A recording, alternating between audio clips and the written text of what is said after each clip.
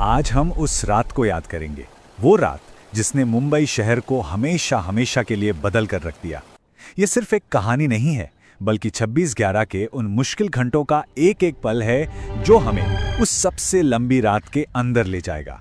कहानी की शुरुआत होती है यहाँ से।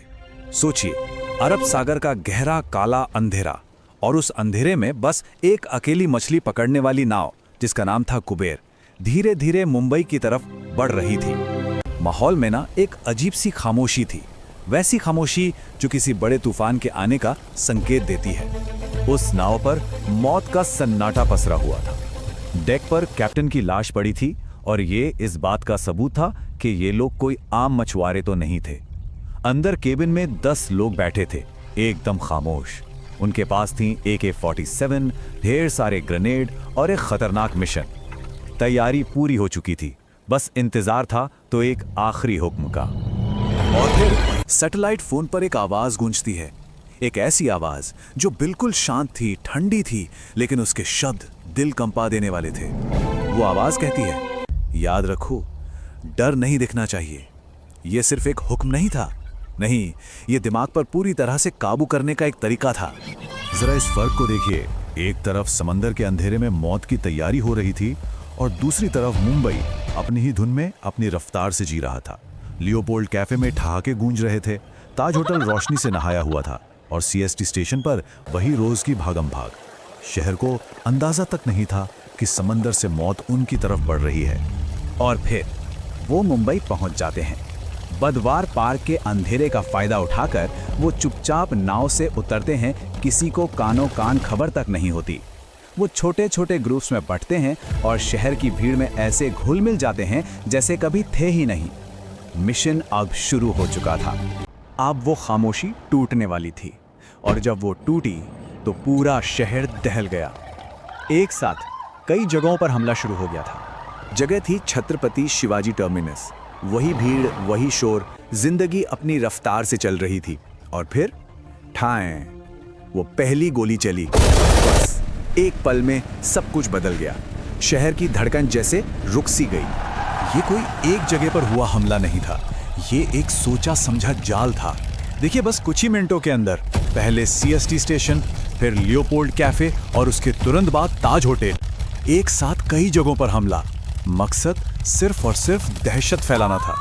कुछ ही मिनटों में CST स्टेशन पर लाशों का ढेर लग गया, लियोपोल्ड कैफे के शीशे चकनाचूर हो गए और ताज की शानदार लॉबी में पहला ग्रेनेड फटा। बस कुछ ही मिनटों में मुंबई का दिल जैसे किसी ने अपनी मुट्ठी में भींच लिया था। हमले के इस पहले झटके से उभरकर अब शहर के जवाब देने की बारी थी। लेकिन ये रात अभी बहुत लंबी होने वाली थी, क्योंकि अब ये सिर्फ एक हमला नहीं रहा था, ये एक बंधक संकट यानी कि एक हॉस्टेज क्राइसिस बन चुका था। और ये लड़ाई बराबर की तो बिल्कुल नहीं थी। एक तरफ थे मॉडर्न हथियारों से लैस ट्रेंड आतंकवादी, और दूसरी तरफ मुंबई पुलिस के हमारे जांबाज जवान जिनके हाथों में थी पुरानी राइफलें। वो एक ऐसी जंग लड़ रहे थे जिसके लिए उन्हें कभी तैयार ही नहीं किया गया था। हालात और भी ज्यादा तब बिगड़ गए जब शहर के सीनियर पुलिस अफसरों को ही निशाना बनाया जाने लगा। और ठीक उसी वक्त मुंबई की शान ताज होटल से आग की लपटें उठने लगी। अब ये सिर्फ गोलियां नहीं चल रही थीं, ये एक घेराबंदी थी। और अंदर फंसे लोगों का क्या? उनके लिए तो हर एक सांस मौत के साए में गुजर रही थी।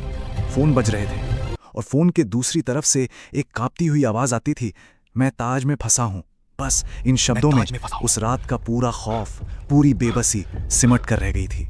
मुंबई पुलिस अपनी जान की बाजी लगाकर लड़ रही थी, लेकिन ये साफ हो चुका था कि इस अभूतपूर्व संकट से निपटने के लिए कुछ और चाहिए।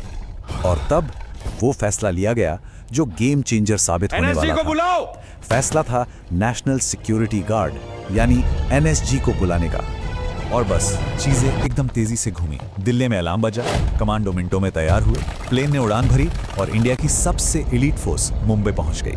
अब लड़ाई का पासा पलटने वाला था। NSG के एक्शन में आते ही फर्क साफ दिखने लगा।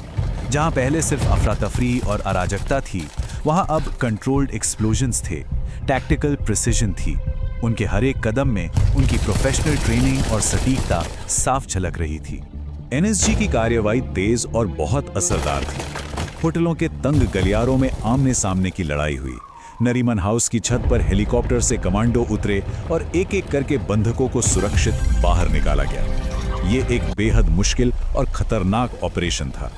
और फिर वो पल आया, वो पल जो उस रात की सबसे बड़ी उम्मीद बन गया। सोचिए, घंटों से मौत के डर में जी रहे लोगों के पास जब एक कमांडो पहुंचता है और कहता है, हम एनएसजी हैं, आप सुरक्षित हो। उस एक लम्हे में डर की जगह राहत ने ले ली। कई घंटों की इस जंग के बाद अब कहानी अपने आखिरी पड़ाव पर थी। सुबह हो रही थी, सूरज निकल रहा था, लेकिन एक ऐसे शहर पर जो बुरी तरह जख्मी था। पूरे 60 घंटे, 3 दिन और 2 काली रातें। आखिरी आतंकी के ढेर होते ही गोलियों का शोर थम गया और फिर इतने घंटों बाद पहली बार मुंबई में सन्नाटा छा गया। एक अजीब सा भारी सन्नाटा।